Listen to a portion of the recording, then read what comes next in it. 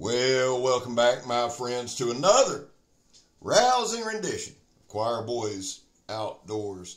A Condor Austral rendition, if you will. Before we get into it, guys, there was a time in this country where 22 veterans a day took their own lives. Now, stats are everywhere. It's the weekend. It's higher. We talk about that a lot. That's why here on this channel, we focus on the number 0. Anything over 0 is simply unacceptable. And all that means is, vets, we love you. You have a place here. We're back to blue over here. We support you all, to the chagrin of many. And that's okay. It's a free country. Feel free to disagree. It's just my causes, okay? How do you do that, Scab? Well, I don't break the damn law. And when I do, because I accept responsibility for it. And finally, if you are an addict, never quit quitting. So, I'm super excited. This is the Austral. Big shout out to Luis, my brother-in-law, who's from Argentina, helping me with the pronunciation. And I'm still probably not, with my southern dialect, probably messing it up some, but it is the Austral. It was designed by Walter Matthews, who is a Chilean former Special Forces member, spent 21 years in the service. Thank you, sir, for your service. He was an EOD guy, a Special Services guy. So here's the deal, and Walter's a phenomenal guy, one of the nicest guys we met at Blade Show. Man, that's a fact. Here's the first thing I thought from the time I picked this knife up. Now, I bought this at Blade Show, okay? It was one of Walter's designs. It was a hair small in the hand for Donnie, but you got to remember, Donnie has like quadruple X hands. For me, it fit perfectly. And from the first moment I picked this knife up, I thought, whoever designed this knew what they were doing. Whoever designed this knife has used a knife before. That's honest to God the thought I got from it. From the ergos to the balance, firm grip in hand, it feels good in hand. The handle scales are burnt American hickory. It's got red liners, probably G10. It is a full tang. It's a Scandi grind. It is made from 1095 high carbon, so it'd be easy to sharpen in the field. It does have a 90-degree spine. We're going to throw some sparks with a ferrocenium rod here in a bit. And it's just a hell of a knife. Super, super comfortable in hand. And we're going to talk all about it. Let me give you some statistics. Now, it's the Austral. It is up on Condor's website. I believe their MSRP is around 99 bucks. You could probably find it in other places for a hair less expensive. It is worth every dime. I'm going to tell you that up front. The overall length on this knife. Now, they've also got specs on their website. I'm going to pull them myself. It's not that I don't trust the specs, but I like doing that. The overall length is right at around 9 inches. Okay. The blade length on this is 4.5. The cutting edge is about 4 3/8. It is a Scandi ground knife. It's 3 millimeters thick. The widest part of the blade is about 1 inch. I got 1 1/8 at the widest part, so it's pretty damn slicey. The handle length, the complete handle length, is about 4, looks like 4, a little over 4.5. Something like that. The inner grip is right at 4 1/8. So I think for Donnie it was just a hair thin. For me though, again, it's perfect. Feels good in hand. And the thing is this, guys, with this knife, it's pinned. The thing with this knife, it's got a natural finish to it that is not a sharpened swedge, okay? But it is beveled down for penetration. We open with stabbing a tire. We do that a lot. No problem stabbing that tire.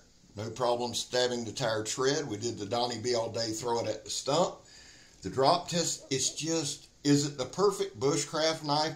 I think with this knife, your skill set would determine that. What do I mean by that? This is a knife that is designed so well. And remember, I paid for this now. This is a knife that is designed so well that the better your skill set is, the better it's going to perform. Now, You'd say, Scab, that's any knife. That's not necessarily true. There are certain knives that are not designed well, that no matter how good your skill set is, it's only going to perform to a certain standard. What I am telling you is this. I am so impressed with this design. Like, I would love to put this, I may go camping with Blackie in the next couple of weeks. I would love to put this in Blackie Thomas's hand. I guarantee you, in a master woodsman's hand, the guy could do just limitless possibilities. I am forever impressed with this knife. I love knives. Y'all know I come to you a lot passionate about them, but this is one, as far as like a bushcraft type thing goes, dude, freaking love it. It's only a little over 8 ounces on the carry, so it's not super heavy. It comes with a gorgeous leather sheath, and Walter was kind enough, good enough, to sign that for me. Thank you, sir. I appreciate that. But it's just a good carrying knife.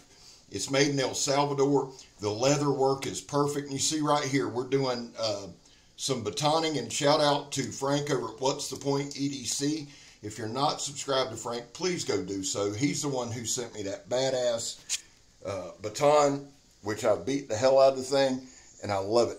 This knife right here, guys, I can't, there's just not enough I can say good about it. It felt good in the hand. Let's talk about hot spots. There are none. Everything is rounded and done super well. That hickory, those wood scales feel great in hand. It provides good grip. I did a lot of stabbing with this knife. No slip. If you look at the way the handle is contoured at the bottom, it's perfect. It doesn't lock you in, but it locks you in. It's got a slight finger choil at the top of the handle, so it's going to provide you a little bit of guard for stabbing. It's got a place at the bottom where you can rest your thumb. It has a nice lanyard hold, an ample lanyard hole there. Just a great grippy knife for bushcraft. Now, you got to defend yourself. You see me stab the tire tread, no slip. So it's going to get the job done. Hell of a stabber. It's got that beveled swedge, not sharpened, but beveled, and it probably wouldn't take a lot to sharpen that on up if you wanted to do that. I'm going to leave it just as it is. I think for me it's perfect. Now, it has some jimping right above the handle, but I think that is multi-purpose jimping there, okay? I think, one, you can use it as jimping for place to rest your thumb. I think you could use it as a distance finder if you're skilled in that thing, because it's perfectly, the notches are perfectly aligned in there. I think you could probably use it for several things, making rope. You could cut some fence with it. I'm just kind of guessing there by the looks of it.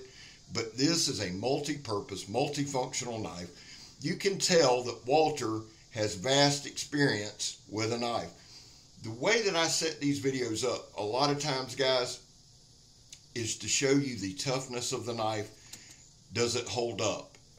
How does it cut? How do you have to change your hand grip a lot? If you change your hand grip a lot, does it affect, is it comfortable? I guess it not does it affect, but is it comfortable?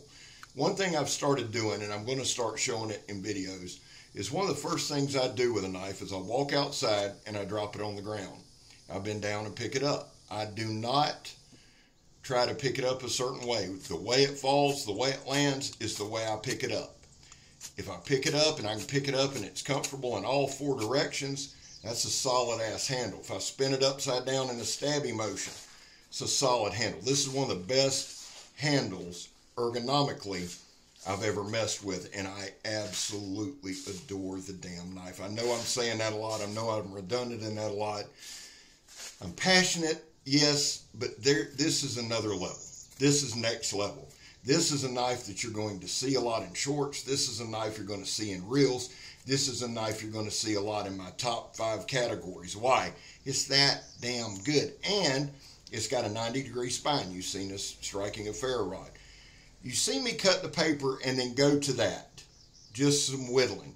Because a lot of times, just because it's not great laser paper cutter, it's still sharp as shit. And I wanted to show that. Walter, great job. Guys, I'm Scab. You're not, and I'm gone.